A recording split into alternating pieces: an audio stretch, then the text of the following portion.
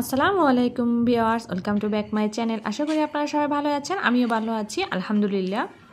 আমার নতুন আরেকটি ব্লগ ভিডিওতে আপনাদের সবাইকে সুস্বাগতম। আমি আপনাদেরকে আমার ছাদ বাগানটি ঘুরিয়ে দেখাবো। আমরা যারা শহরে থাকি আমরা পারি না আসলে ছাদ বাগান করতে বা কিছু প্রয়োজনীয় ফল গাছ লাগাতে পারি না। আমরা এভাবে করে ড্রাম কেটে চাইলে আমরা ড্রামে করতে পারি ছাদের উপরে।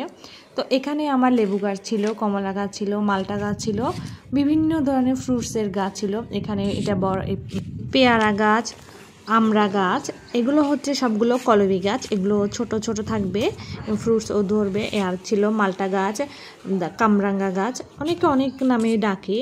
পানি ফলও ছিল, আমরা যারা পানি ফল বলি বা অনেকে অনেক রকমের নাম বলে, সেটা ছিল জাম্বুরা ছিল। আর এটা হচ্ছে ড্রাগন ফ্রুট। এই লেবু গাছটা দেখতে পাচ্ছেন, এখানে অনেকগুলো লেবু ধরেছিল, প্রায় 70-80টার মতো ছিল। এখানে অ্যালোভেরা, সব ধরনের গাছ আছে ছাদে মোটামুটি। আমরা যারা শহরের ছাদে গাছ লাগাই একটু টিপিক্যালও বটে।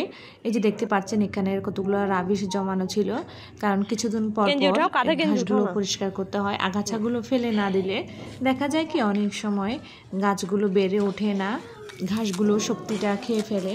তো এখানে ছিল ধনিয়া পাতা গাছ এটা। আর দেখতে পাচ্ছেন আমি হাত দিয়ে কীভাবে ঘাসগুলো পরিষ্কার করছি।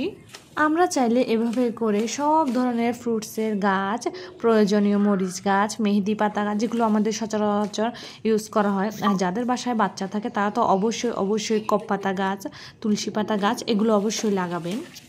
এক সপ্তাহ যদি এই গাছটাকে আগাছাগুলো পরিষ্কার না করি, এভাবে অনেকগুলো ঘাস উঠে জমে যায়। তো দেখতেই পাচ্ছেন কি পরিমাণে ময়লা হয়েছে, আগাছা জমেছে। এগুলো কিছুদিন পর আমি এভাবে পরিষ্কার করে সার দিয়ে দিই। আর এইটা দেখতে পাচ্ছেন এটা হচ্ছে ধনিয়া পাতা গাছ। এটাকে আমরা অনেক চট্টগ্রামের ভাষায় শ্যামদইন্যা বলি। আপনারা কে কোন অঞ্চলে এটাকে কি নামে ডাকেন অবশ্যই কমেন্ট করে জানাবেন।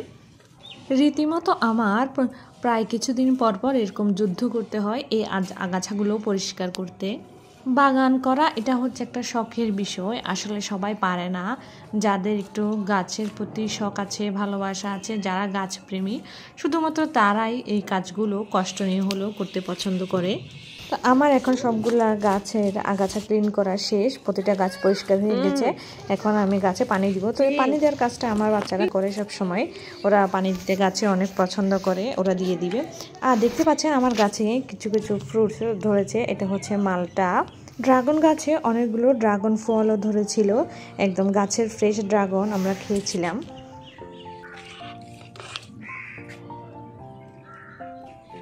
একটু দাও, বেশি দিতে হবে তো। এখানে থাক, ধরে রাখো।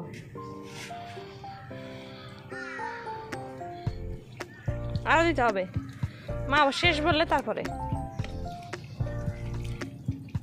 কি করতেছো তুমি আয়ান? গাছে পানি দিচ্ছ? কে বলছো তোমাকে পানি দিতে? বাবা কথা বললো আন্তাজে। ভালো করে তুমি ছেড়ে দাও, তুমি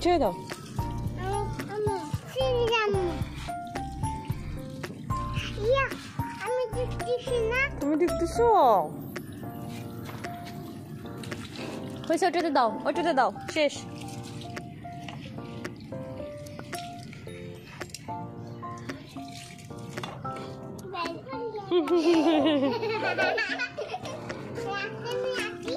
না পানি ওইটাতে দাও।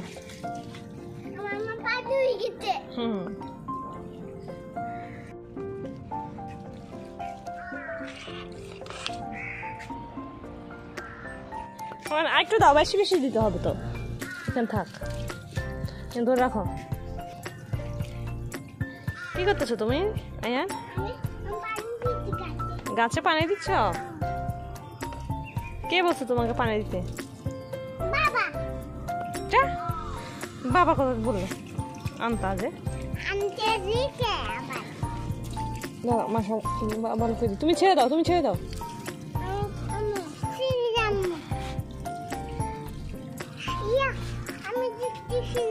দেখতেছো?